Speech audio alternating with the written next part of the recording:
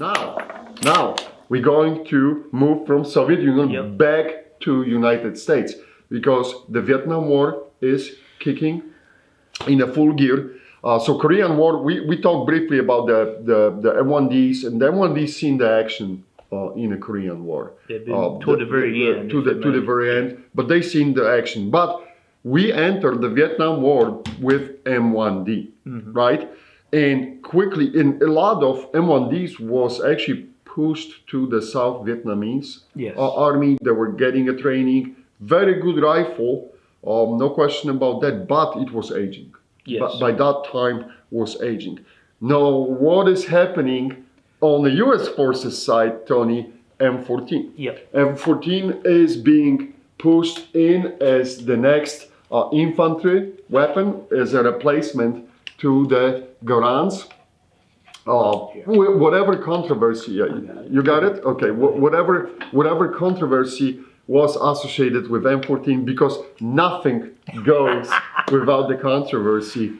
This was selected the next rifle for the infantrymen, and immediately there was a question, hey, can we start putting this into the some sort of the sniping semi-automatic platform? So the very early pictures for the M14s, and it wasn't M21 yet, you see from Vietnam, was people running the M84 scopes attached to it, and actually the side of the receiver was ready for that type of the mount.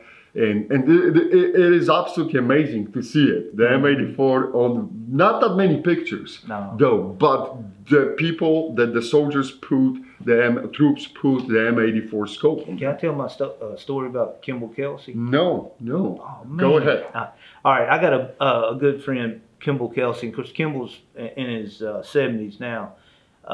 Kimball was a supply clerk, and but he was a real good shot. And when he was in Vietnam when they were switching from the 14 to the 16. Well, Kimball kept his M14, and on his R&R, he went to, I can't remember where it was, Cameron Bay or wherever he went, but he got the machinist to make him a mount, and then he put a 4-power scope on top of it. Commercial scope, and continued to serve as, per se, a sniper DMR for his unit. I think, Tony, I dig out not his picture, but I dig out another guy picture who had the. Hopefully I will paste into that video. But there was picture from Vietnam, and you can clearly see it was a commercial scope on it too. So people were twinkling with it. And that came back to the States, you know. We want this. The point is, as much as controversial the M14 was, there were attempts made to extend that range and put the scopes on it and tune it to the sniping tool. Of course, the sniping game for the US Armed Forces was a little bit in disarray at that time, but we started quickly catching up to it, and modifications was more, I would say, taken away from the individual soldiers' hands and put on the side of the Army and the Marine Corps. And basically M21 idea was born, and it started. That was the Vietnam War when the whole thing started. Can I make a point real quick?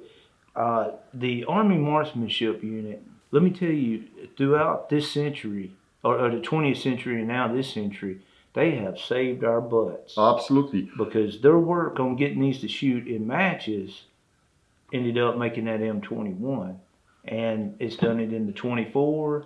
Now, Tony pivoted beautifully. Tony pivoted beautifully, but the national match M14 was used as a basis for the M21 program. But the Army Marksmanship at that time, Army Marksmanship Training Unit, AMTU, not AMU, like today, it's just AMU.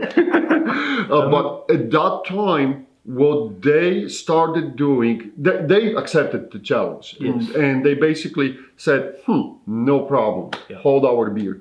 And they did fantastic job to the M14 and converting it and making it an extremely accurate weapon. Now you have to understand that it was not basic national match rifle which was converted to shoot at that level. They took that rifle literally apart. Yes. Just the treatment for the stocks, what they did, you cannot replicate this today because you will go bankrupt. On the commercial side, to go through all the steps for the stocks treatment and everything, what they did to call it the M21 worthy, it would be an absolutely cost-blowing adventure. At the same time, also this is the ART or ART2 scope, which replaced the ART1 scope, which was originally used on the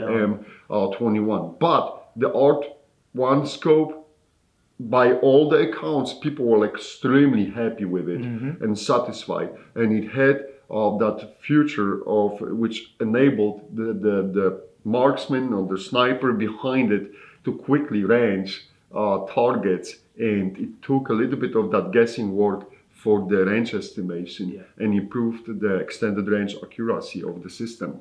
And I want to connect the Marine Corps and all them into it. Now, the Smith-Kollmorgen that we talked about earlier, probably the best scope that was on the Garand sniper. Okay, the ART is a Redfield 3x9 scope. When it all boils down to it. And Mr. Leatherwood or Lieutenant Leatherwood made the changes back here to make it into the ART system where it done the elevation. But it's a Redfield. The Marines used their Redfield on their M40s initially. Not with this stuff on it, but that scope, the ART scope, had I think till I would say late 80s, was early 90s was in use. Yeah, the Leopold Mark IV replaced it. Yes, and we had the Mildots on it, and then the TMR reticle. But so basically, that's the Vietnam era beginning of the M21 program, XM21, which was like because of experimental, and then M21 morphing and going through the 70s and 80s, and then of course the M24 pop out. We were back to the bolt action rifle, but we were caught in the middle 80s because we gotta. Otherwise, this video is already very long. Otherwise, we'll keep talking. But on the US side, that was pretty much it. The version like Tony you have, I would say this was without the camo and the way how the camouflage was applied.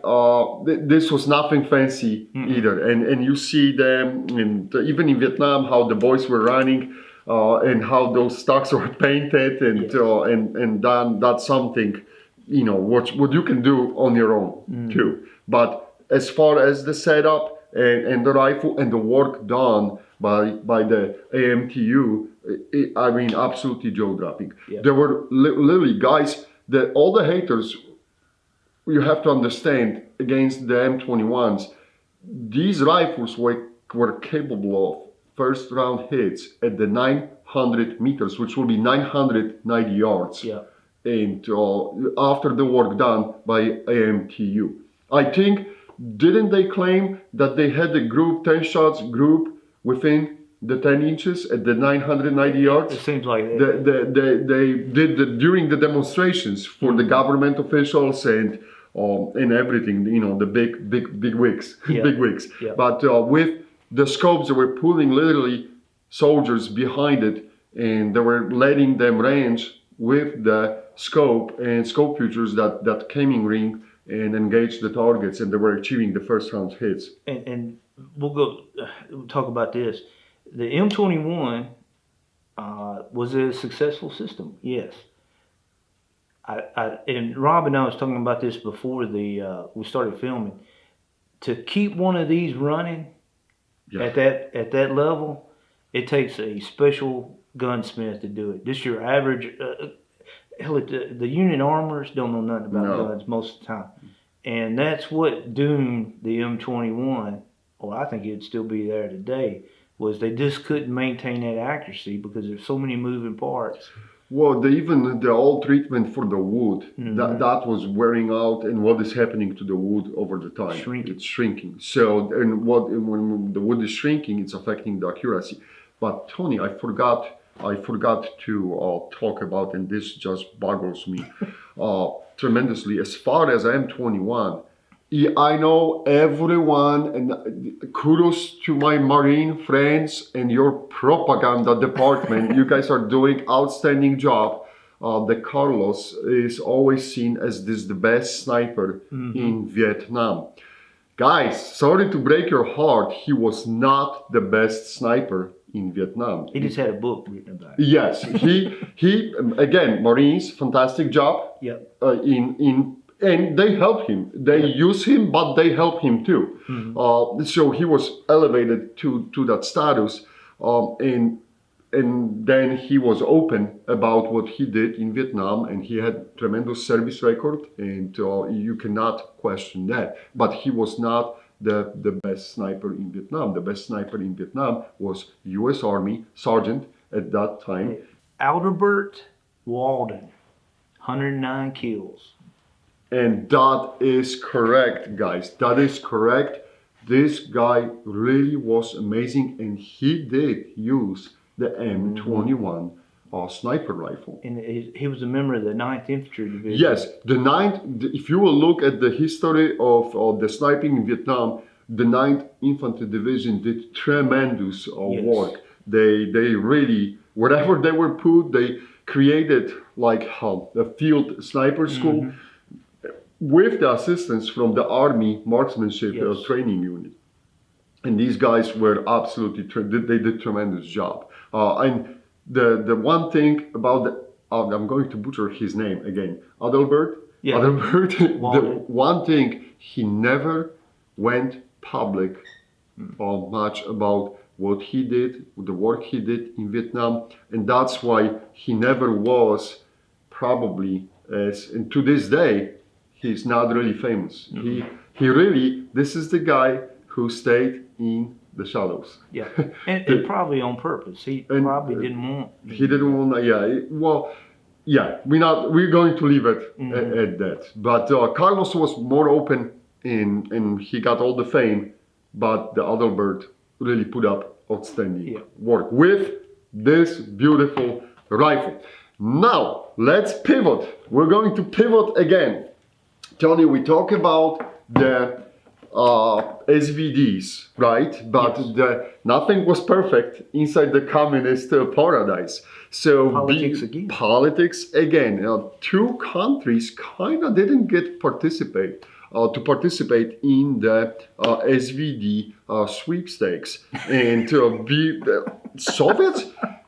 Soviets were extremely restrictive and selective to who actually received the SVD. For them, they knew what they got, and they didn't want to really share it with everyone.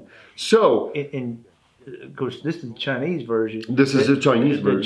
The Chinese didn't get it. I covered I covered this in the episode stealing the SVD. How Mao Zedong, like literally. This was stolen from Vietnam. During the Chinese-Vietnamese War, they captured, I think 5 was sent back to Beijing, and they immediately put them on the table and started taking apart, and they created the clone. But going back to other socialistic paradise or communist countries, Romania and then the former Yugoslavia did not have the chance to get the SVD for different political reasons. I covered the development of the PSL too on the AKOU side video, but the basically at the beginning, this is an interesting history. The PSL, Romanian PSL, and the Yugoslavian M76, they combined the beginning, the Romania and the Yugoslavia combined the forces engineering forces and the process thought to create kinda answer to the SVD because they were, yes, much cheaper, because they were lacking that kind of weapon because Soviets not sharing with them. So, but at some point, the Romanians and the Yugoslavians split. The Yugoslavia wanted to stay with the 8mm cartridge, Yes. because this goes back to World War II, I would say, or even maybe before the World War II. Before, yeah. Before. And they had tons of 8mm Mauser. So they knew that they want something different. They didn't want to commit themselves to the 7.62 by 54R, which later bite them in the ass anyway, and the Zastava M91 Yes. was back to the 7.62. But you done a video on it. Which, it's amazing how the history works, like, Yeah. right? But the PSL, it's on the Romanian side, and it's basically stretched out RPK, if you would think about it, with the addition of the side rail and the optic on it for basically to use the SVD type scopes. Yeah. And this is what the Romania did. Is the PSL as good as SVD? It is not. It is totally different construction. It just looks similar to the SVD, but it is a completely different construction. It is that still long piston operating, just like I said, it's just like RPK almost, with the reinforced receiver on the back, and and the bulged trunnion up front. But that's like, again, RPKs have that bulged trunnion. That's what the Romanians did, and that worked for them, I would say, fairly well. Yeah. Fairly well. To this day, PSL is all over the world, and it could be seen, especially people from when they were going to Iraq, they seen, it's like, oh, I seen the guy with SVD. No, you probably seen the guy with PSL, okay? But the PSL is in service to this day across the world too, and putting the bodies to the sand, right, or to the soil. And I know you showed that this one shoots well. Yes. Mine shoots. I mean, I'd put it up against anything. Now, when you start getting out there shooting 25 shots, again, it's going to change, shift one way or the other. Point of impact will shift, and this is the way how the barrel whips, thin profile barrel again, and the whole system, how it was designed here. This is not for the extended, it's not going to keep those tight grooves for the extended period of time. But if you got to carry some. Oh, it's it is a light. It is a light system, and it worked well. And it was that sidestepping and getting independent from the Soviets, and they had something to show for it. Now we talk about the PSL, and as I said, more in the video. I'll place the links. You got more detailed view on the PSL, but this takes me to the Zastava. And this is Zastava M76 and 8mm Mauser, totally different cartridge, which origins from basically the leftovers after the war, World War II. And Yugoslavians decided to go with it. Milled receiver, too, milled receiver. And again, it kind of looks similar to the SVD, completely different construction. That being said, there's a regulated gas block on it. Those who, to this day, Zastava keeps that system in place. The M91 has it, and the 556 versions, they got this regulated gas block.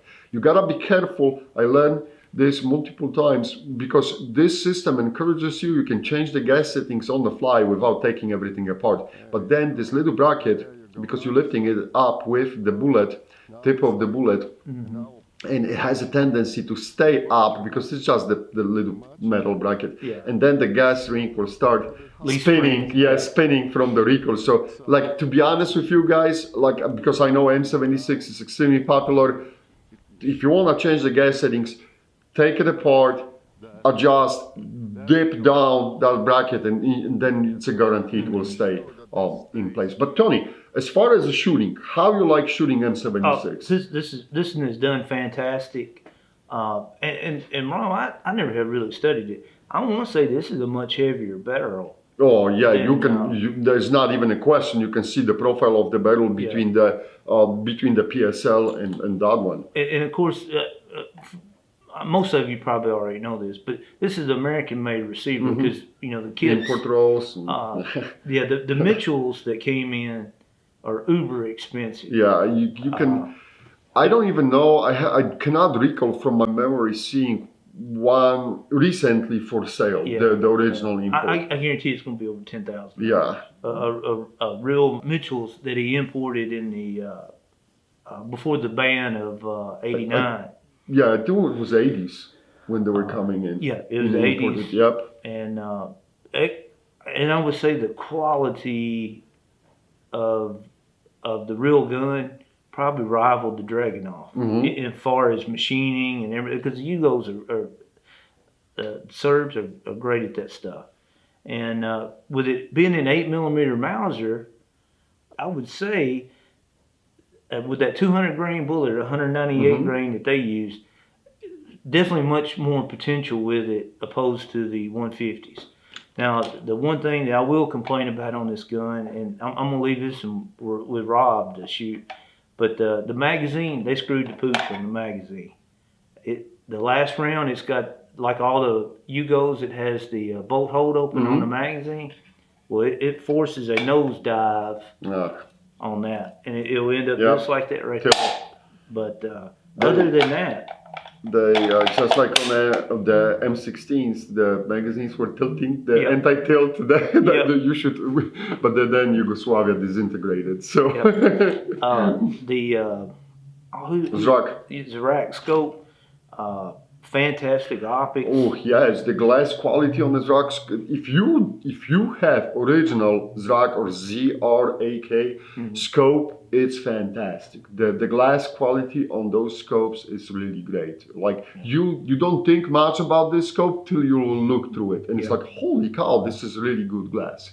But how's the mount? How's your experiences with the mount? Are the mounts holding up? Mount is fine. And of course, this being a milled receiver, this is much more better support than the stamped steel. You got it? Yeah, I got it. Yeah. And I don't. The Dragunov and all them are fine, but I love that pistol grip. You like that pistol grip? Yep. No, they did. You gotta give it to the Yugoslavia. They did a fantastic job, and again, they prove it to Soviets. Like, yeah, maybe we are in the same Warsaw Pact, but look, hey, we did it, you know? So la la la la la. And the kudos to them. It's a fantastic weapon. If you have a chance to purchase the M76, either the nicely done parts kit like yours, or the original one if you can afford it, it's a steep price, like you said, probably, but definitely highly recommended. Now, this concludes our journey, and what a journey it was, Tony, through the different world places. We jumped a little bit, but you can see more or less how the development was progressing and what the process was and where we started and how we're ending, basically. And to this day, the semi-automatic sniper weapons are on the books for the military across the world, and nobody changed that. So you can. It's fantastic that we basically talking about the late 30s, 1930s, and where the whole idea started and evolved, and how we end up. And Rob, now you're a school trained sniper. Which would you rather want, the bolt or the semi-auto? I will tell you that much, guys. So this is the century-old question, right? Because of the different, like I love M110. I think it's an absolutely fantastic weapon, and you can do a lot with M110, and you can own that field 800 meters. Let's call that right per book. So you can own that field. But because of the limitations of 7.62 by 51 cartridge, now I like 2010. XM2010, M2010, because I got 300 Winchester Magnum on it. And then immediately I'm jumping and extending my field of action to past 1200 meters. And it's not because the M110, like we're getting the new M110s now, guys, that's with enhanced uppers, and they are, I'm not joking, half-minute gun. Out of the, you pulling out from the box, half-minute gun. So it's not the issue of the accuracy that the semi-automatic cannot hold, but it's the issue of the cartridge. Yeah. And the changes are being made and addressed in that department, and the future snipers will see in a semi-automatic form better cartridges, better suited cartridges, because 7.62 by 51 is aging too. Yes. There are newer, modern cartridges, and I know everyone is saying, well, let's put the 6.5 Creedmoor. Guys, we running to the logistic problems, because the wear from the 6.5 Creedmoor versus 7.62 by 51 on a semi-automatic rifle, it's progressing much faster. So now you have to have a whole supply chain to keep those troops in the fight with the barrels and changes and everything. So that opens you cannot just look like this is like people who are not familiar with the whole supply system and the sniper job. Like I would advise you to just stay out of it, because like this is more than just their rifle performance. Only like you gotta look from different perspective. I want to throw this out there. Of course, I retired from the Tennessee Army National Guard, and I joined the Guard in 1992, and probably somewhere around 2006, the 278 ACR were finally getting rid of their M1Ds and getting 110s. This stuff stayed. The M1D stayed for a long time. I think again, credit goes to Mr. Garant for designing the fantastic rifle, but also the 3006. Like I don't understand that love for all those new sexy cartridges which are popping up on the market, and the people are kind of ditching the 3006. 3006, it's a fantastic cartridge. You can take it to the 1,000 yards without any sweat. Like literally, with even because the development is not there any longer for developing the new bullets, new pills for the 3006, but the round is fantastic. It has a tremendous potential, and I would like to see more on the 3006. But boy, we sidestep again. Guys, thanks for the watching. Thank you. I hope you enjoyed the journey in time, because we really traveled in time, and it's fantastic to have all that hardware on the table at once. And Tony, thank you for bringing your toys and making this video possible. As always, guys, pay attention to the laces range. Tony, one more time, thanks for visiting. Big thanks to all of you guys, and thanks for watching the video. See you next time. Bye.